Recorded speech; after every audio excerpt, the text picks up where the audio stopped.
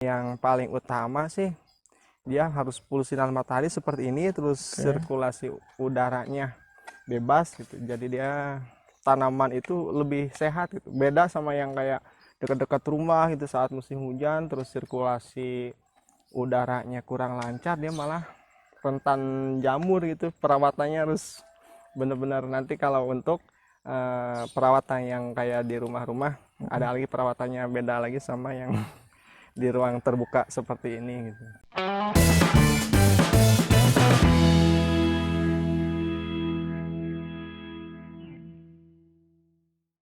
Jadi intinya kegiatan para santri di sini selain belajar mengaji ya dibekali dengan belajar bercocok tanam. Nah, sekarang lagi mempelajari penanaman anggur ya.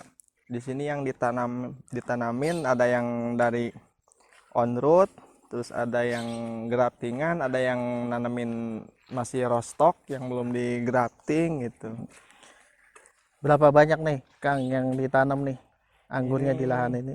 kurang lebih baru 300 pohon yang udah ditanam. Cuman rencana nanti bekas pohon-pohon tanaman yang lain juga rencana diganti juga sama anggur gitu. Oke, kenapa tuh Kang? Karena mungkin kedepannya ya lebih apa ya, lebih menguntungkan mungkin, terus Oke, nilai edukasi buat anak-anak santri mungkin iya. hal yang baru gitu. Kalau yang tani yang lain udah biasa mereka gitu. Jadi sekarang lagi memperdalam menanam ini anggur. Anggur ya. Jadi selain untuk belajar tani para santri juga ada nilai ekonominya ya Nilai Kang ya, bagus ekonominya ya. juga. Oke. Ini juga seperti Mm-mm. yang barusan tadi Oke. hasil nanamin anak santri Oke. jenis Laura, hasil sambung pucuk. Hasil samcuk. Jenis apa nih Kang? LR? Itu Laura. Oh, Laura. Oke. Ini jenis Taldun ya, baru usia 2 minggu grafting udah di grounding. 2 minggu grafting udah dari grounding. Ini Ninel on root, Ninel on dari road. batangnya langsung. Oke. Batangnya langsung. Nah ini tujuannya nanti memang untuk dibuahkan di kebun ini atau produksi entres atau seperti apa nih Kang? Insya Allah kalau yang di sini khusus dibuahkan gitu ya. Oke. Kalau untuk entres ada lagi tempatnya gitu ya, khusus Bang Entres. Oh, khusus Bang Entres ada lagi ya tempatnya ya. Oke. Mm-mm. Nah ini kan lahannya kebuka nih Kang. Apakah nanti kira-kira pertumbuhannya bagus nih? Teknisnya nanti gimana nih pemeliharaannya di sini Kang? Untuk terbuka kunci utamanya ya, jadi saat musim hujan terutama kalau tanaman anggur memang rentan jamur ya. Di situ untuk pemupukan mungkin unsur N-nya yang dikurangi ya, bahkan kalau bisa jangan ditambahin pupuk sintetis yang unsur N ya, Oh gitu. dibanyakin kalium sama kalsium mungkin kalau terbuka. Oke. Kenapa Dan tuh Kang? secara ilmiahnya saya kurang ini ya, cuman pengalaman saya gitu Oke. yang sudah itu, dan dari teman-teman juga yang sudah ngalamin, ternyata pas musim hujan itu yang harus dibanyakin itu pemupukan kalsium ya sama unsur kaliumnya gitu buat memperkuat fisik tanamannya gitu.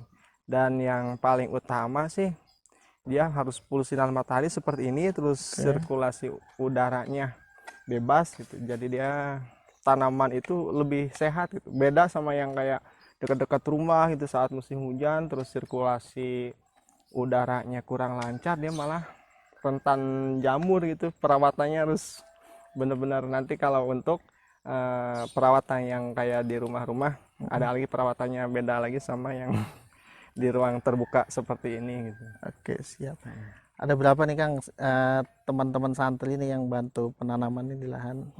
Kalau sekarang mungkin nggak lebih dari 10 orang ya, kalau untuk kadang kalau semuanya turun gitu ada kira-kira 20 orang gitu Sekitar kan. 20 ya. Masing-masing dia ada yang belajar nanemin, ada yang bikin lambat, ada yang mupuk, nyebutin rumput yang masing-masing. Iya. Oke. Intinya jadi tanam anggur ini kan Mm, biar santri ada kegiatan, dia betul. punya karya sendiri gitu. Betul. Ya, kemudian memperkenalkan komoditas Memperkenalkan. perkebunan yang memang insya Allah nilai ekonominya cukup tinggi ya Kang. Iya, betul. Anggur ya. Mm-mm. Kalau nggak Kang alamin sendiri seperti apa sih tren berkebun anggur, terus Mm-mm. tren apa penjualan bibit anggur tuh seperti apa sih? Mm-mm.